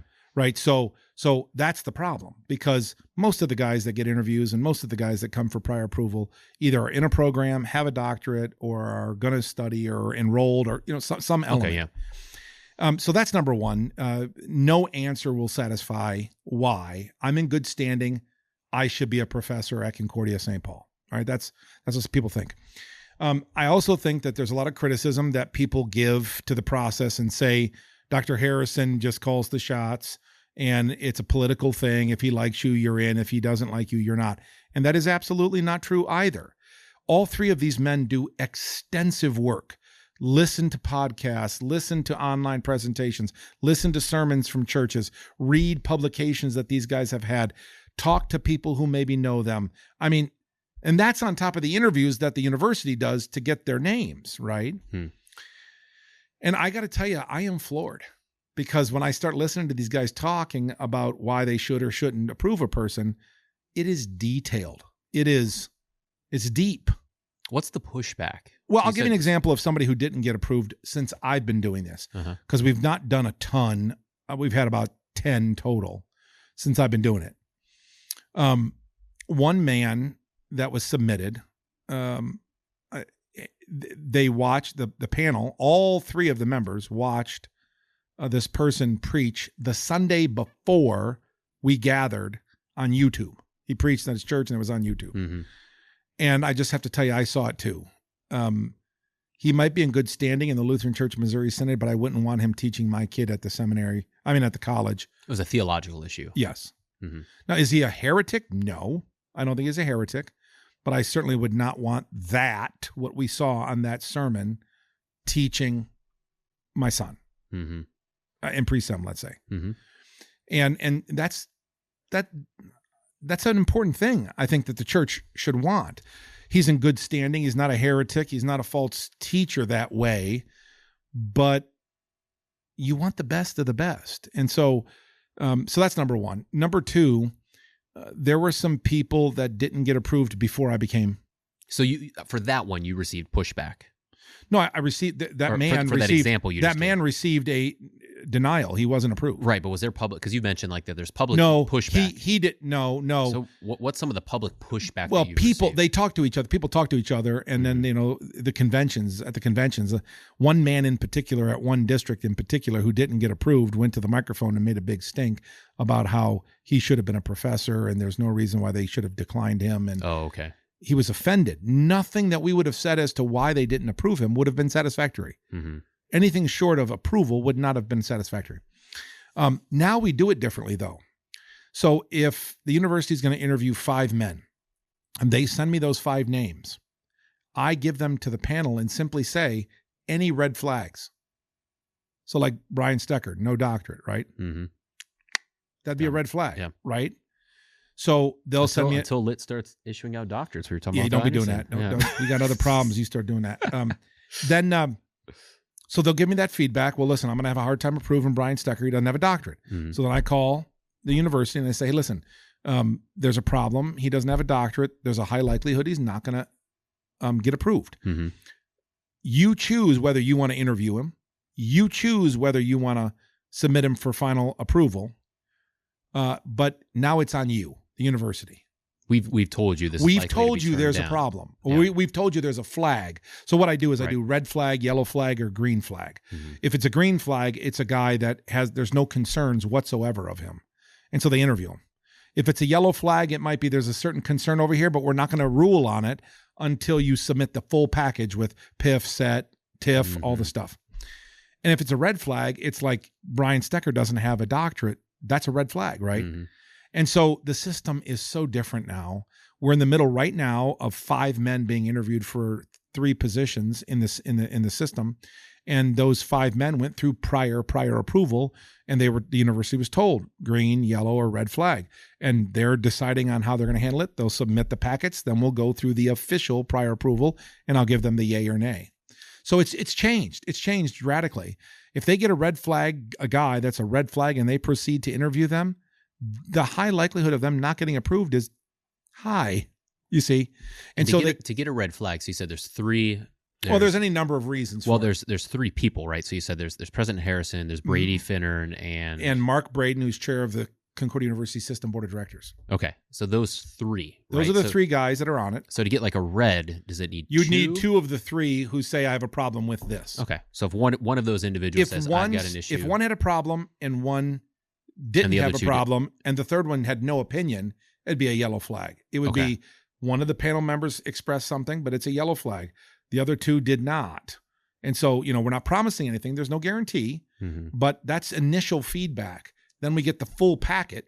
Then they do all their investigations, talking and evaluating, and then they make a decision. So if 2 had a concern, it would be a red flag. Yeah, if 2 approve it and 1, so if a final approval happens and 2 vote yes and 1 vote no, the guy passes. Okay. And by the way, I go to each panel member. I'll say, Dr. Harrison, yes or no. He'll say yes or no. Brady Finnern, yes or no, yes or no. Mark Braden, yes or no, yes or no. They each vocalize their vote. So this is not like some kind of a secret ballot. This isn't a game politically. Each one of them speak a yes or a no. I mean, it's just that simple. And if we get 2 guys that say yes, it really don't matter what the third guy says. You know what I mean? I mean, really, it's majority rule here. And I'm not in the middle of this to try to dictate any which way. The panel makes the decision. I articulate it. It's that simple. And Brady Finnern, because he's the president of the Council of Presidents. Correct. It's Council of Presidents chair. Yeah. It's Board of Directors, CUS chair, and President Harrison. Yeah. That's no matter who the men are, that's who it is. Because it was Lee Hagan in place of Brady Finnern before Lee had his health issue. Okay. And I worked with Lee on the council when I was council president. So I actually think it's the fairest process that I can even think of. And in my time, we haven't had a blow up. Because so the accusation though, because you said back it's to historical. It goes back. Okay. The frustration goes backward why people are upset about it. They might still be upset if they don't get approved now. Oh, okay. But transparency, I mean, we got a resolution saying that prior approval is not transparent. Go on CUS.edu and download the protocol. How we do it is all written out. Each phase, we have to give the university an answer within 2 weeks of them submitting. That was never there before. I mean, the protocols are all clear on the steps that we take to arrive at a decision of yes or no. Once we arrive at a decision, yes or no, there is no explanation as to why they got a yes or why they got a no. Just like if you apply for a job and go to an interview, they never tell you why you get it. Yeah. Or if you interview for a pastor, they don't give. I mean, someone if someone wants to, like a elder, but they never do as a matter of course. Yeah. No, never do it as a matter of course. Yeah. So, I mean, it's I'm actually I think the presidents will tell you they're happy with it. I think the panel will tell you they're happy with it, and that's a big one. So that's a big one in my university education. Yeah. Let's go back to the S&P one. Yeah, I want to hear your thoughts on the S&P one. So the S&P one, I know what it says. I know I am a little bit. I'm probably not the right guy to talk a lot about S&P. I was very much against S&P before I became a district president. I thought it was a short shifting of education, but we've fortified the education side of it. So I think the S&P program now educationally is way better than it was when it started. I think S&P plays a role. I think, having been a former district president, I understand why district presidents they kind of skirt the line a little bit to approve guys for this or that are not in this or that specialty. The original specializations were very tight. Guys were getting approved under the auspices of megachurch staff pastor or youth pastor. It's not what it was really intended for. It was intended for small churches out in the country who could raise up a guy locally that couldn't get a pastor who worked at a job. That was the original intent of it. What they've done in terms of the regulations, I really don't have a huge opinion on. Whenever I signed off on an SMP candidate as English district bishop, I always asked them, are they willing to do GPC, General Pastoral Certification? Because to me, you're not helping the church if you can only serve one congregation. Mm-hmm. You're helping that congregation, and that's good. That is not a criticism, okay? But as a district president, I want to be able to use your name somewhere else down the road if the right church comes up. Mm-hmm. And you can't do that as an SMP, but you can as a GPC. And so I always ask guys, and guys, most of the guys that I signed off on for SMP became GPC. The last one that I signed off on transferred to another district after I left. And I just saw him recently, and I reminded him that you promised me you're going to do a GPC. Mm-hmm. And so, here I am, no longer a district president. I'm still trying to hold him to the fire. Yeah. I think the complaint is, and I've heard this from a couple bigger church pastors, we're trying to raise guys up locally. Well, how many SMP guys do you need at a congregation that's got 1,000? Do you need 7 SMP pastors? Break off and start a new church if that's going to be the case. Yeah, we've got 20, well, we'll go with attendance. We got around 700 attendants here. We've got 2 full-time pastors and a retired guy that does, some shut-in and care stuff, right? So this is my point. Yeah, I can't imagine why. I won't speak of the name of the church, but I have a good friend who's at the church who leads the church. But they got 4 SMP guys and 3 full-time, pastors, big ministry. And it's like, do you have to be an SMP pastor to do the job that you've asked them to do? See, that's the point. If we're going to use SMP for what it's designed for, it's for congregations that can't get pastors, raising up a local guy, educate him, let him serve that church, have a job somewhere else. That was the original intent. I'm okay with that. I'm for it. The changes that they're going back to that Dr. Bonnick told me about this week. I'm not on the council anymore, so it's really not a fight that I'm part of. Yeah, because it was the big change, and there might be more. The age, the big change was 40 the age years. Was it 40? I think it's 40. Okay, I haven't looked at it. Yeah, but I think it's 40. Okay, have to be 40 years old. Might be 35. Is it? They might have amended it, but I thought it was 40 because they raised a big stink about it. Either way, it was lower to whatever the number was. Bennett's looking it up, so you looking it up for Bennett. He's a wizard over there. I'm gonna tell you, some of these highfalutin shows, people in the Missouri Synod would hate if I said this show, but they got these guys behind the scenes that are doing this kind of stuff, and they get them in the headphones and they give them the information. Step it up, Bennett. But yeah, so this is the problem, right? This age thing, I think, is one of them. I think some of the what was the reasoning behind that, or I don't know. Okay, I do. You don't normally hear Jamison Hardy say this, but I wasn't a part of those conversations. I'm no longer on the council. I didn't have the 40 years old. 40. One point, Bennett, Jamison Hardy. Don't question me, Ben. There's the other red flag for bryan.stecker being approved. No. I do keep up with this stuff, but I wasn't in the conversation, so I can't. In what ways was the SMP program being abused? Maybe that's okay. The word abuse, I want to be a little bit careful here. I've been pretty critical in the past of my brother DPs on this when I was on the council. The council has a little wonderful clause in every action that is in the manual, and it's called DP discretion, meaning each district president has the ability to discretion. And the policy for SMP was that you could only transfer an SMP pastor between districts if they were going to a church that had the same specialization, so youth ministry or whatever. Some brother, and both DPs had to agree, in and out. Some guys just kind of smiled and transferred guys to standard calls when I was on the council. And it's an abuse of the program. And I understand why we don't have enough pastors. I served. I know what it's like. But that was a problem. Guys were being approved that were 21 years old, 24 years old to be SMP pastors. Well, why aren't you going to go to seminary? Why don't you enroll in the seminary? Why? Well, because I got a job and I don't want to leave. That doesn't make sense. That you have a job and you don't want to leave, you want to stay.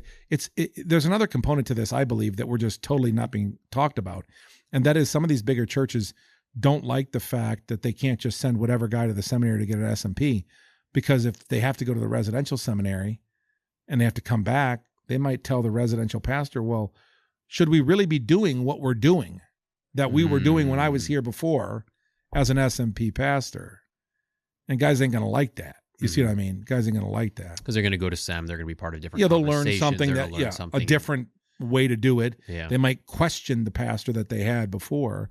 But yeah, I really have to be a little bit careful because I'm so consumed with my life in CUS that I really haven't looked deeply enough to be able to make comments other than I know that it's raised a pretty good kerfuffle on the 40-year mark and just the overhaul of returning things back. So that I do know. Mm-hmm.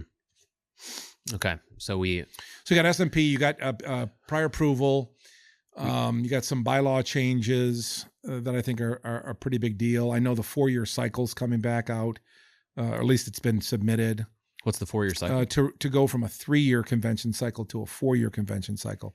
So back in 2010, when the restructuring happened, the 4-year cycle was a part of that back then in 2010. Okay. And it passed by, I believe, 65.3 or 66.3%, or whatever it was, barely making a constitutional change in the Missouri Synod.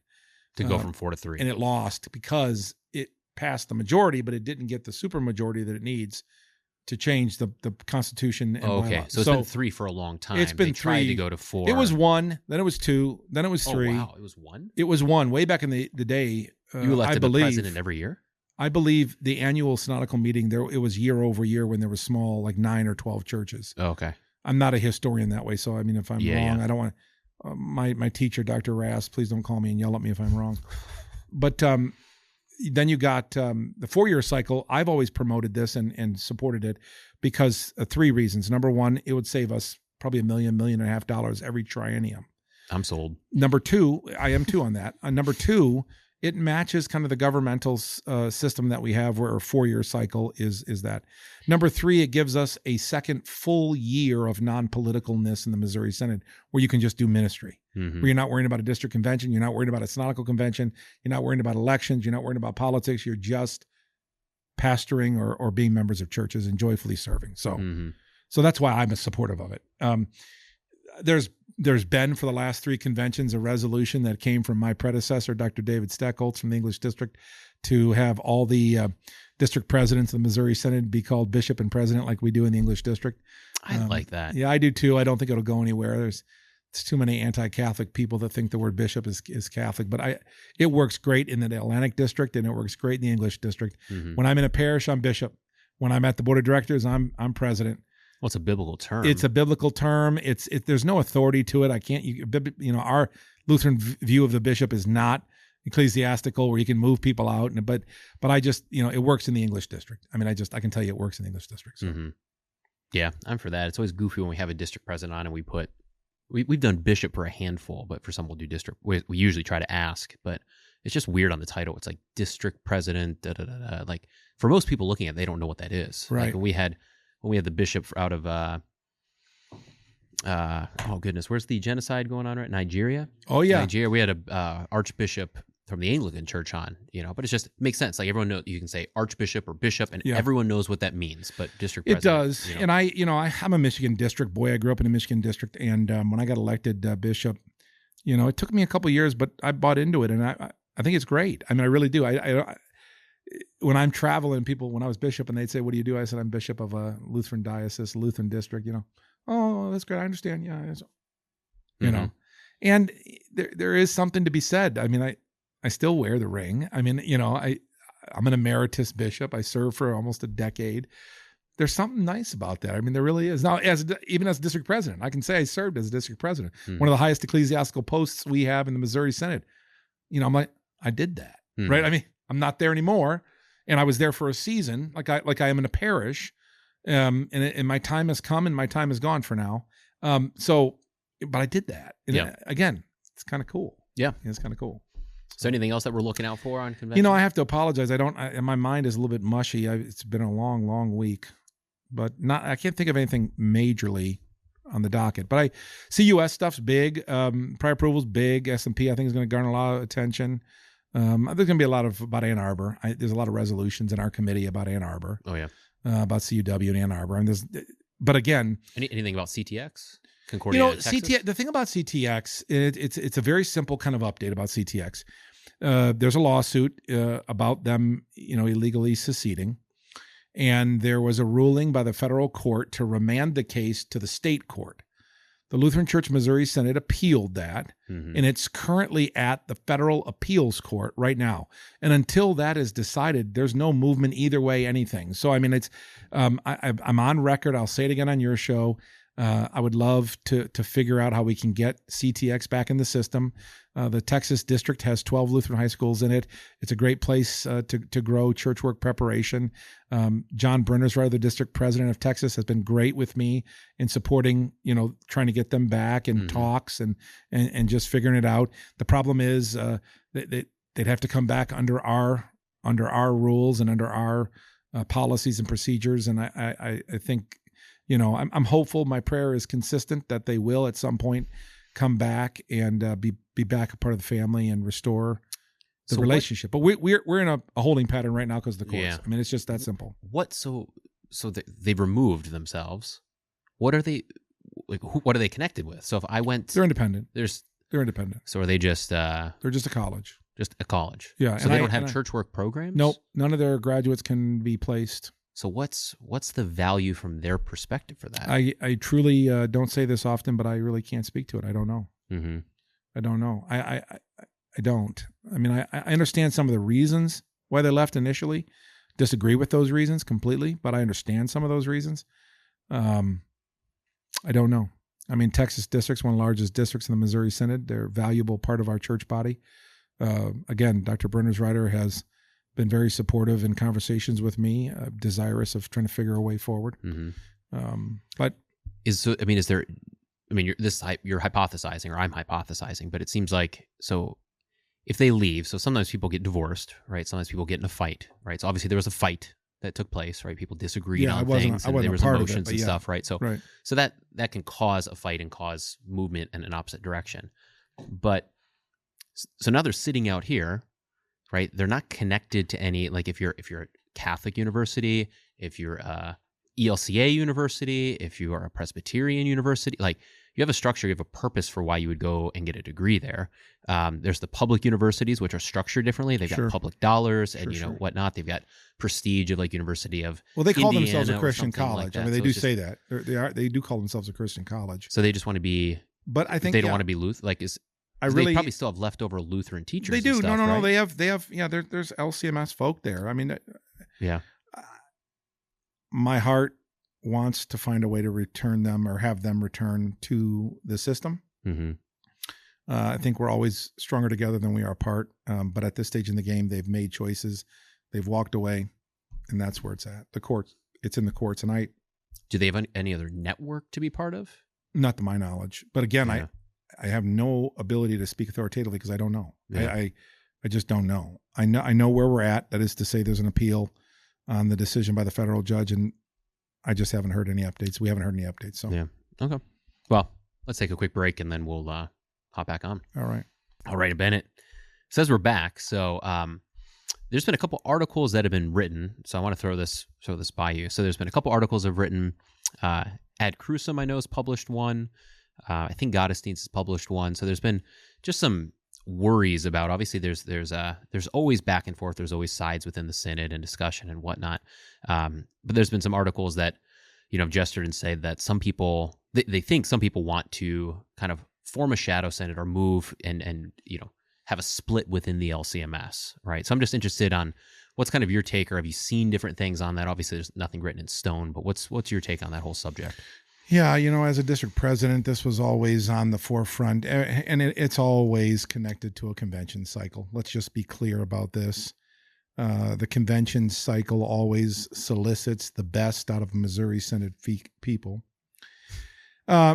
Here's what I'll say to you. I've said it in the past in private conversations. I think I've even said it publicly, that I do think there are some that just so clearly disagree, dislike, put whatever descriptive word you want to put in there about President Harris, and that they look for every justification and reason to try to say that we should split.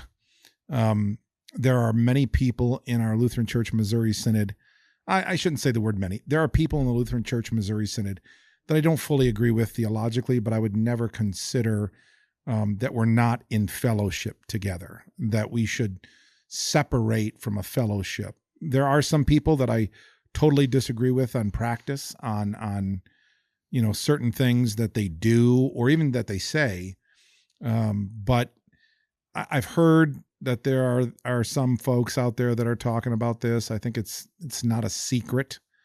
When Texas left, there was some talk that this was the beginning of preparations for having a system where they had schools and whatnot. So that they could have an undergrad. Yeah, I mean, that was said. I'm not personally saying that as an accusation. I'm just saying it was a topic. I think ultimately, when it comes down to it, dissatisfaction to church leadership is always talked about. Shadow synod, new synod, leaving. Those are the only alternatives. I personally think that Dr. Harrison, in my lifetime, is been a fantastic theologian, and head of the church that way. And even in disagreements with people in other parts of leadership, I just don't think that the answer is we leave. So if there is a shadow synod being formed, if there is a split upon us in the future, I would urge, take time, be intentional, to have conversation. Anger, frustration always leads to the worst decisions. Emotions cause us to do things. And so I don't have any inside information on whether it's happening, whether it's true, whether it's not true. I've heard the conversations. I've heard it whispered out there. I hope it doesn't happen. I think, it's tough enough to do what we do. The one thing I'll just say in general is it saddens me as a servant of the church when the church causes its own problems. Yeah. Satan and the world already accosts us. We don't need any help. We don't need any help, right? And I guess that's what I would say about it. It saddens me. Yeah. Do you see? Are there theological things that are attached? So when Seminex happened, for instance, I'm sure there's a lot more going on. It was blatant, but they were obvious. There were disputes on how do we approach the Bible in relation to reason and everything that flowed from there. Are there theological topics that circulate when you see these divisions and conversations on this? Well, obviously, right now, one of the fuels to that fire is going to be the center, and ILT, through which they get their accreditation from, and the dissatisfaction. I personally am completely. Can you explain maybe what the center is for those that don't know? Well, for those that don't know, they're offering degrees, and none of their graduates can become church workers in the Missouri Synod, but it is a direct threat to the CUS system. I mean, it's a direct competition to the CUS system. These are LCMS people who are offering degree programs in churchly functions. They have an MDiv. They have an MDiv. I think I could be wrong. I've not explored this, but I've been told they also have undergraduate, like a BA or you might be right. I don't know as well. Yeah. But I know they have an MDiv. Yeah. And that is just absolutely, positively, completely unacceptable in my book when we have two good seminaries. And these are all LCMS men who are doing the teaching. So here's where the problem lies. But they're not all. But through ILT, they're not all. They're LCMS, not through ILT. But it's LCMS people putting on the center. But the center is. The center ILT and that ILT, they use yeah. has. I'll tell you. ELCA and others. Right. This is what grinds me. You got men who are LCMS and prominent men in the LCMS who are doing this. And, the theory is with some people who support it, well, these are men who have taught in our seminaries or have led our districts or whatever function these guys have had. And so, they should be good because of that. Well, this is, again, a reaction to dislike over changes at seminaries, administrate. I don't even know what it is that they're upset about, but it's a direct infringement on our seminaries and our colleges in the Missouri Synod. And I've reached out for a conversation with the head of the center. I saw him in Phoenix at Best Practices, tried to solicit a conversation with him. He just totally brushed me off and wanted nothing to do with it. I had a very good conversation with one of their professors. Again, doesn't mean I agree. In fact, I told him very clearly I don't agree. I told him very clearly that it was an infringement, I think, on our seminaries and on our colleges. But at least he took the time to have a conversation with me, and I thank him for that. But yet at the same time, this kind of stuff in my book is just Satan again trying to divide God's people. And unfortunately, it might be working. Again, I don't have the inside track to know whether or not there is a shadow synod, but I do know that it's not new to have dissatisfaction. And every time there's dissatisfaction, there's always going to be talk about let's go somewhere else or let's start something new. Or I just don't see that as an alternative. That's just me personally. Even if things in the Missouri Synod right now weren't going the way that I thought, my conversation would not be, where am I going to go? My conversation would be try to fix what we have here. And so anyways, I don't have inside information. I don't know what's going on. But whatever it is, it doesn't smell good. I can say that. And that is part of the problem for me, because if it doesn't smell good, you keep chasing the smell down, you're going to find that something's rotten. And I don't know what is rotten, but something's rotten. And again, people are going to say to me, well, why are you criticizing? They're doing something good. I'm not speaking about what they're doing as critical of what they're doing. I'm speaking of why they're doing it, and then specifically what they're doing in terms of relationship to producing MDiv students who might not be able to be called or rostered, but you can't convince me that Missouri Synod churches aren't going to hire them. And that's what upsets me, because they're going to try and find a way around the rules.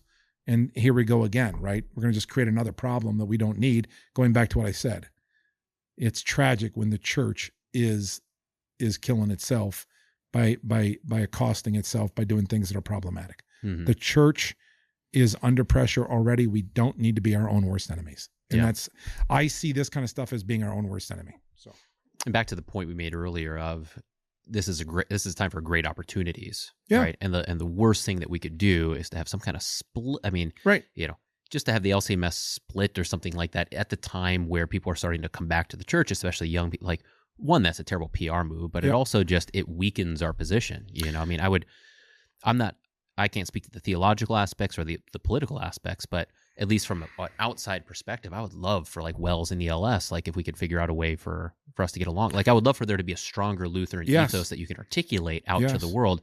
Because it's difficult when I go to like a barber and it's like, you know, hey, I'm a Lutheran pastor, and he doesn't know what that means. You know, if I go and I say, hey, I'm a Catholic priest, he's going to know exactly what that means, whether he likes it or not. But if I say Lutheran pastor, and I've run into this, they're like, oh yeah, like I grew up in a Lutheran church, and he's speaking about ELCA, so he's thinking something completely different. But you know, so we're obviously nowhere near, you know, having any kind of unity with the ELCA. They're completely far away, but there are ones that are closer. But that's more attractive for if we can accomplish that.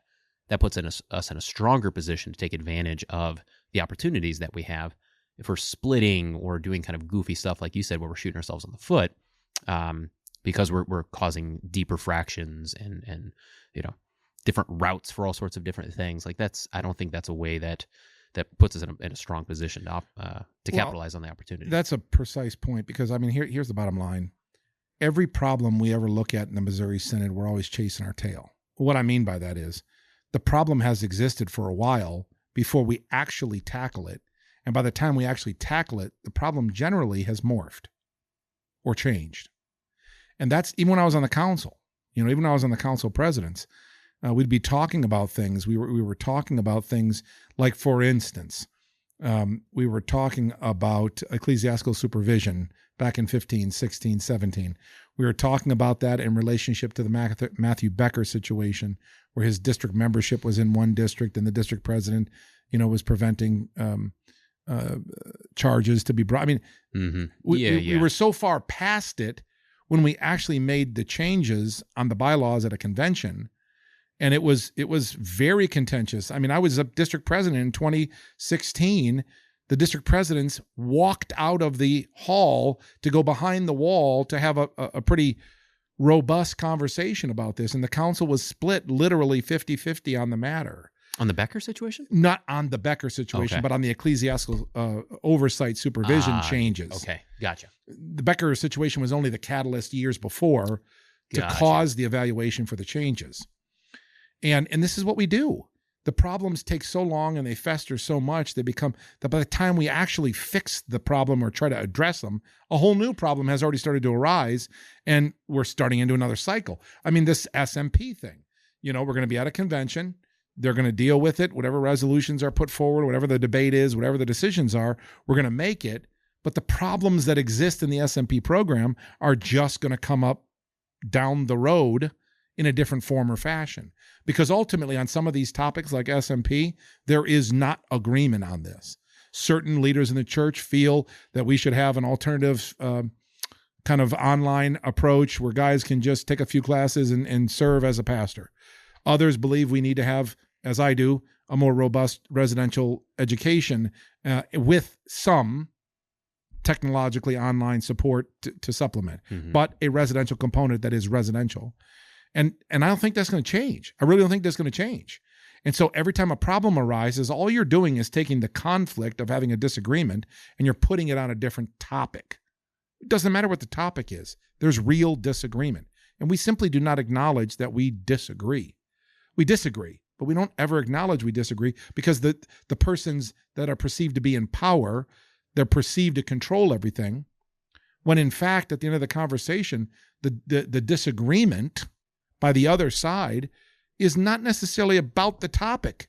It's that they're not in power. That's the core of the disagreement.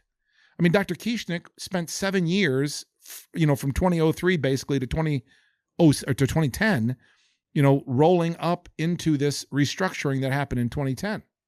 Almost everything was accepted as restructuring and how we do things, except a couple things like the 4-year cycle, and there was, I think, one other thing. But everything else was accepted. It took 7 years to get to that point. But guess what? The problems were really not the restructuring. They were the frustrations of someone's not in power, someone is in power. Someone's controlling the narrative, someone's not controlling the narrative. Dr. Harrison has been president since 2010. It's 2026. That's 16 years. People are not happy. The people who are not happy that he's president are going to find any reason, any topic, any theological thing to complain about. And if they want to split I've always said this privately to people, if they want to split the synod, stop talking about splitting the synod, just leave. If you don't like what's going on, you yourself can get up and you can go. But they'll say, well, this is my church too, and I'm not going to leave my church. Okay, that's respectable because I'm not going to leave, right? I respect that. But stop trying to change everything because you're dissatisfied with who the president is. And let's be clear. When the day comes that Dr. Harrison doesn't run again and is not elected or is not elected, it's very possible that somebody else is going to get elected in his place that they're still not going to like. Mm-hmm. And so there'll be another problem that'll arise for the next 3 to 6 to 9 to 12 years. And so I'll go back to what I said. I think we've got to celebrate more of the small victories. We've got to highlight the things that we actually have unity on. I'll give you one. Infallibility and inerrancy. We should be able to, as Lutheran Church Missouri Synod pastors, on every side of the coin, herald this as a common theological bond. Mm-hmm. We should be able to. We should be able to herald the beauty of Christ's death and resurrection, of his first stage of exaltation, which is the descent into hell, which I find to be just awesome. Yeah. I'm going into your house. I'm kicking the door down. I'm letting you know I am Hak Adam, the man. And you can't do anything about it. That's the first stage of exaltation for Jesus on Easter. So these are things that, a little bit comedic about that, but these are things that we should be able to agree and herald and find common ground on. But no, we want to complain about a 40-age-year-old requirement for SMP, which you may or might not agree with. But let's focus on that instead of focus on something good. Mm-hmm. For God's sakes, Lutheran, we cannot talk about positives. Everything has to be negative, for God's sakes. Well, let's finish with some positives. And what opportunities do you see, both CUS, but then also for the Synod? Opportunities that are laid before us. I said it earlier. I really think we have tremendous opportunities in the CUS to grow church work, to grow our other disciplines. Nursing across the board is growing in all of our universities, I think. Mequon just announced a partnership for a DO, a Doctor of Osteopathic Medicine. There's programs that we're offering, physical therapy, occupational therapy, The system is, I believe, limitless. I really believe it's limitless. We have opportunities that are coming every which way. And I think the church should be aware of it. Our Church Work Scholarship, again, second year with that. cus.edu has got information on that. It's really revolutionary because it's actually putting money in the pockets of the students. It's not going to the university. It's going to the student. They can pay tuition. They can pay room and board. They can pay books. They can pay whatever they need to pay for college, for church work preparation. Wonderful thing. We just got notified of a nice gift that we're getting, an estate that we're getting, bolstering the work of the CUS and bolstering our ability to give more money next year on earnings, on endowment. So that stuff is good. I think synodically, we have the opportunity, to highlight the great work that's going on. I mean, there's a lot of good stuff that's going on in the Synod. Set Apart to Serve is doing some great work. You got your Office of National Missions and any number of things going on there, and our network supported missionaries and our international folks. Corey Rajek and Daniel Preuss are going to be, or David Preuss are going to be meeting with the IAC Institution Advisory Council, the presidents, in Germany, first week of June. And one of the things they want to talk about is possibly doing some ongoing education internationally with our U.S.-based college and seminary profs on an ongoing basis, kind of like what you're doing in a way, but on a physical scale where the guys would go there, and we'd bring people in from different parts of our church fellowship.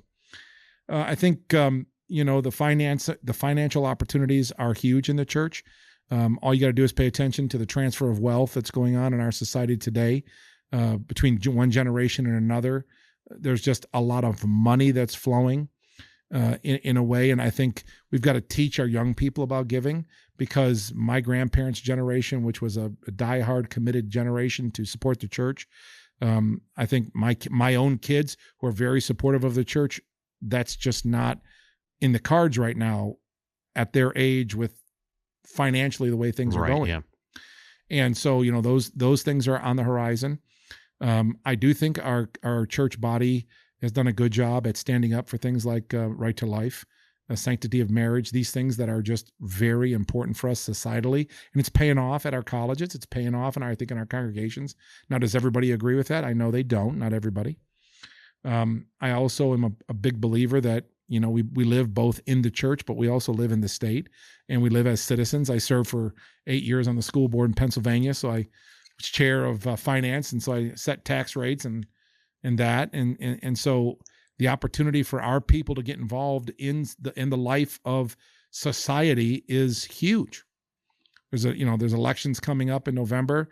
You got to stop complaining and moaning and get involved. And I'm a big proponent of involvement both in the church and in the state. So, yeah, look, there is a limitless number of opportunities that we have to take advantage of the gifts God has given to us, and to celebrate. Again, I'll just kind of close by saying we got to give thanks. I mean, we got to give thanks. We got to celebrate, and we got to be more intentional at just saying to people who are serving quietly with no titles, going back to the lit recordings, we got to just say thanks. You don't have a title in the things you do. I'm sure you have a host of people. Like when we came in today, I bet you most of those adults don't have any titles in positions in the church. Am I right? Yeah, I mean, some are elders. They might be, but they don't have a title. They're not the president. There's a lot of volunteers here on a Wednesday night. Yeah, they're not a president. They're not the secretary. They're just here serving and working in the church. And that is the church. Not a title, not a position, but a participant and a lover of the neighbor and a lover of God. It's just that simple. So that's, and that's been my mantra from day one. That'll be my mantra. And all the haters that love to accuse me of whatever they don't like. And it's okay. I mean, I don't mind it, because at the end of the conversation, I don't do this. I don't serve the church and serve the gospel and I'm a pastor because I'm trying to get friends. I'm trying to get people who like me. I mean, I'd love to be on Joe Rogan. So if you can take care of that, let's, because I'd love to ask him some questions. Like, he'd been on ringside at UFC. I mean, I'd love to hear what he says about some of that stuff. Yeah. I mean, he was there when Kimbo Slice, I think, fought. I remember Kimbo, yeah. This is the life outside of the church. Yeah. I mean, there's a lot of things in wrestling I'd love to. When I was in Fort Wayne as a student, I took the young people of New Life Lutheran Church, where I was assigned as a field worker, to a WWF wrestling at the Coliseum, and introduced them to some guys. Oh, that's a big deal. Mm-hmm. There's so much out there we can do. There's just so much. So I'm just a thankful. Good adventure. I'm thankful. The Lord is good. Well, if you could just close in, how would you finish this statement? The state of the union is. I would say the state of the union of what? The church? The state of the church union? Yeah. I'd simply answer very clearly, is strong. Mm-hmm. It really is. I think it's strong. The state of the church union is strong. I believe that with all my heart. I mean, we got our issues, we got our problems, we got our challenges. But I've been in this business 25 years. I've been in leadership for over 15 years in the church. And I believe it's strong. Mm-hmm. And I believe we need to take advantage of it and stop moaning and groaning and start moving and shaking. What is the old farm adage? When the hay is to be made, make the hay. Mm-hmm. Right? I mean, get out there and get the hay. Well, the hay is cut and it's ready to be harvested. We need to get out there and get it. And I'm an old school kind of guy. I believe in, I was at Concordia, St. Paul. We were walking through the library, and there were 3 young gentlemen. I'm assuming they were athletes, but they possibly couldn't. I mean, they possibly could not be. And I just said to the one kid, I said, what do you like? What do you dislike about this place? He says, you know what? They cut the hamburger in half and charge more for it. I said, is that it? Yeah. I said, that's what you worried about? Yeah. I go to the next kid. I said, what's your problem? Yeah, that hamburger is half the size of it used to be. I said, this seems like a pretty important problem. Yeah. So I go to the third guy. I said, when's the last time you were in chapel? Oh, it's been a while. I said, give me your word you'll go once this week. I can do that. Go to the next guy. Give me your word you're going to go with him to chapel. I can do that. Go to the third guy. Give me your word you're going to go to chapel. He said, I ain't going to chapel. But the point is, 2 of the 3 agreed that they're going to go to chapel. Yeah. I didn't know these kids, never met these kids. Who else is asking them kids in the library, hey, you're going to go to chapel at least once this week? Mm-hmm. You see, I mean, it's not that hard, guys. I mean, it's not that hard. Get away from your computers. All due respect, this is a podcast. Get away from your computers. Get out and talk to people. Mm-hmm. That's when I say the State of the Union is strong and good, because the opportunities are limitless. It's just up to us whether or not we're going to seize God's gifts. That's all there is to it. Well said. Dr. Jamison Hardy, this is fun. Thanks for having me. Yeah, Appreciate cheers. it.